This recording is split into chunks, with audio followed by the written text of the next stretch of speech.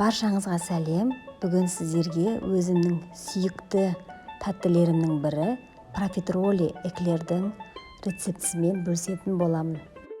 Дайындалу әдісі өте оңай, ал дәмі ерекше, дәмді міндетті түрде жасап көріңіздер. Ол үшін бізге сары май, жұмыртқа, шекер, су, сүт және суды, сүтті, шекерді, сары майды бірге қосып, газге қайнатамыз. Бір шым-шым тұз саламыз.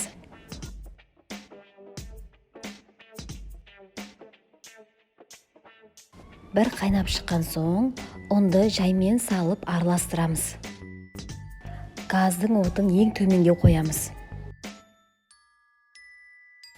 Толық қамыр болғанша араластырып, және 3-4 минут жай отта араластырып тұрамыз.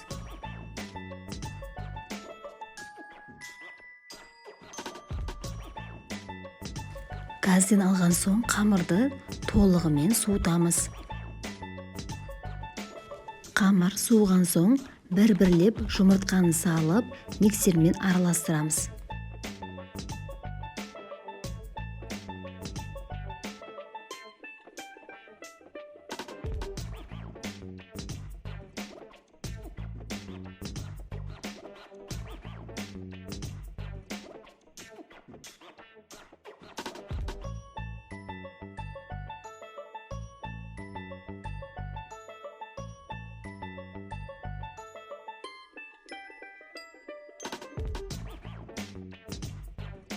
Қамыр толығымен араласқан соң, оны кондитерлік мешокқа салып, противенге эклердің формасымен түзулеп қойып шығамыз.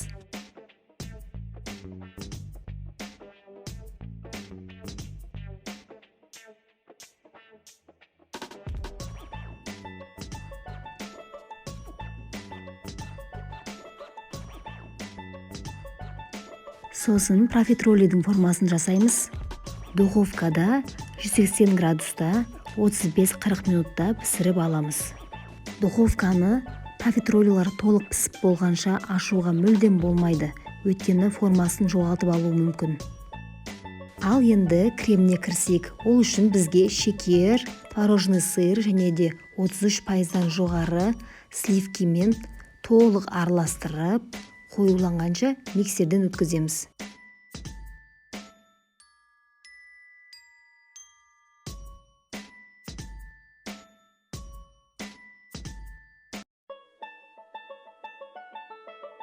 Шоколад пен сливкиді ерітіп, бетіне глазур жасаймыз.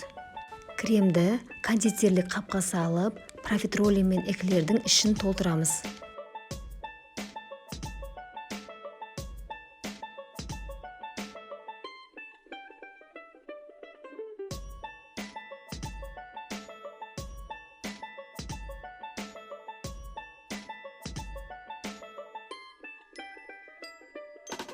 Шоколадты глазурмен бетін әсемдейміз.